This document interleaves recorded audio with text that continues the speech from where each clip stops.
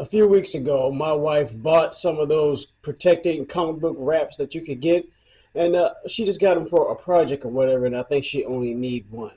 However, she asked me, did I want the rest of them? I was like, you know what, sure. Because up until this point, the only time that I've actually had a comic book protector for a comic is if the ones that I've bought. So I quickly hopped on to putting that protector on some of the well, what she had left. I got right to work to putting that on my comics, and that leads us to today. I went on ahead and bought me a 200 count. I went on and purchased a 200 count thing of the comic book protectors, and they're a little bit long, which is kind of good because some of my graphic novels are pretty good size. So if you're interested in that, let's talk some comics out of my comic book collection. Take number 3. Run that intro.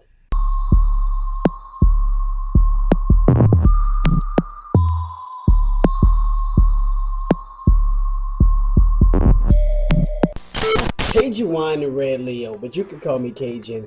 Back again with another video, man. If you're new to the channel, go ahead on and hit that subscribe button right now, man. And while you're at it, go ahead on and hit that like button. It really helps the algorithm. And last but not least, hit that comment button because I always hit the people back up in the comment section. You can believe that.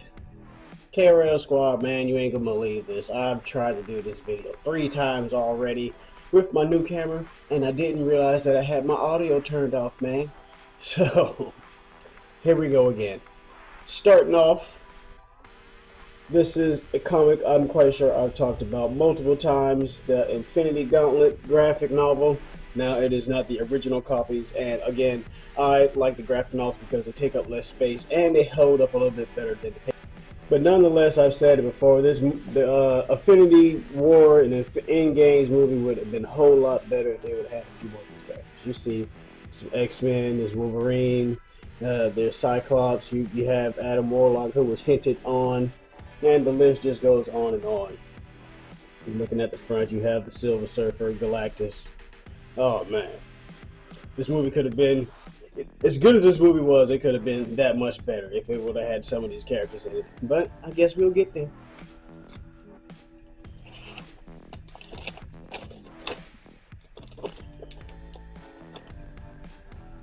I actually found myself trying to actually collect all the old graphic novels from this line, and I kind of stopped. There's quite a few of them.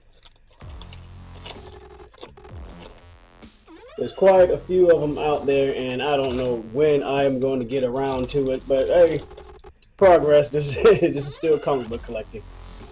Now, I just think I stopped reading this one, guys. In one of my attempts to say this, it was a Luke Cage Second Chance graphic novel that was probably just about as thick as this. That was a tough read, man. Just dated writing and just the way that they wrote back then. It's just so dated and just leaves a bad taste in your mouth.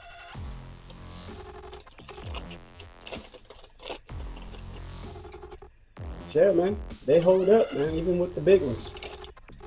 Now, on my next one, when it comes to the WandaVision and the Doctor Strange Multiverse of Madness movies, I thought this house, if they would tie a lot in from this House of M or get really inspired by it, and they had their pieces here where, they actually pulled a piece or two from it, but, they're House of M.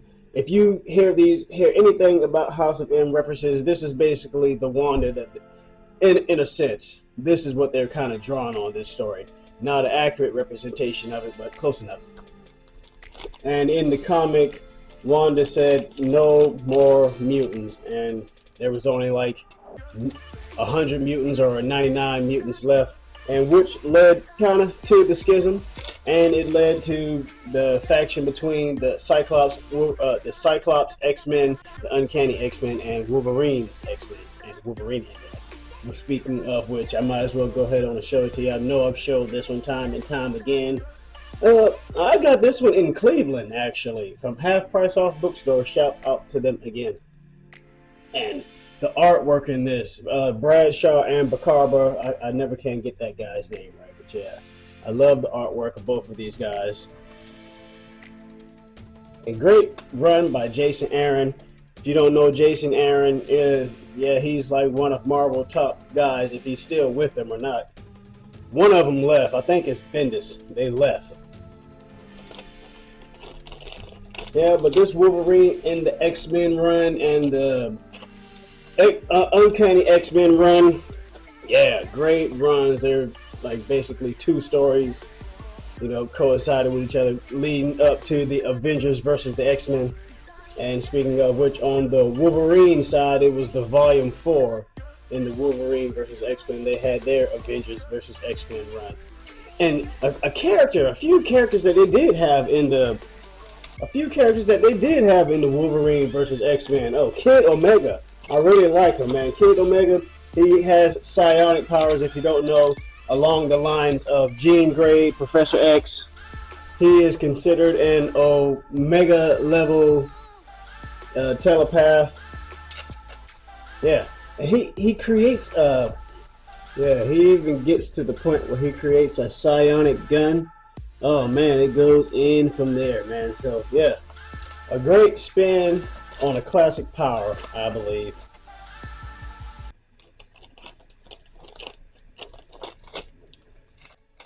And I know I've said it before, like I've said it before, Wolverine is pretty much caught in between the X-Men and the Avengers fighting. Great run. And Baccarba, again, like I said, I love his artwork. And there you have the Phoenix beating up on Gladiator. And if you don't know, Gladiator and Kid Gladiator and Warbird, they're running along with the Wolverine's crew.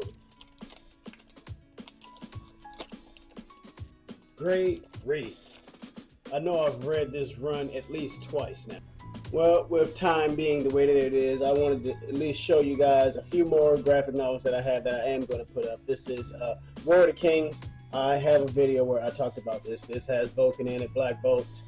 Yes, Vulcan, where he becomes the ruler over the Shi'ar Empire, and they're basically beefing with the Inhumans. Secret Wars, the first one. Thick. This is another one. It was kind of tough to read at times because of the dated writing, but for some, this one was kind of easier to follow than the second. Avengers Disassemble. I believe this is after the House of M incident, where I think it's Hawkeye gets killed. Anyway, yeah. But if for anybody who wants to at least stay current on things that have moving now and where they went to when the MCU first got launched, this is like one that this leads up to a lot of good things.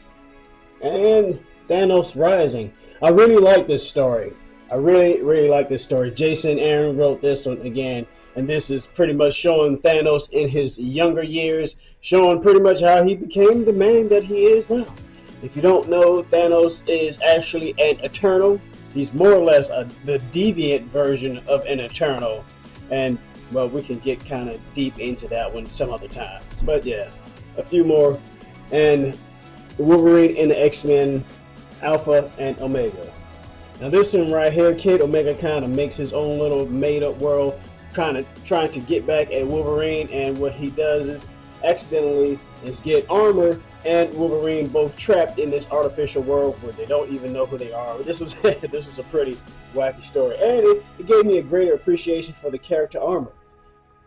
Well, guys, that's all I have for you today. Just wanted to geek out with you guys a little bit and actually do something that I kind of needed to do in the first place. You know, over time, these comic books will eventually wear themselves out, and why not add a little... Oh, that being said, man, I can see that this camera looks pretty dark for some reason. It goes in, it goes out. Ugh.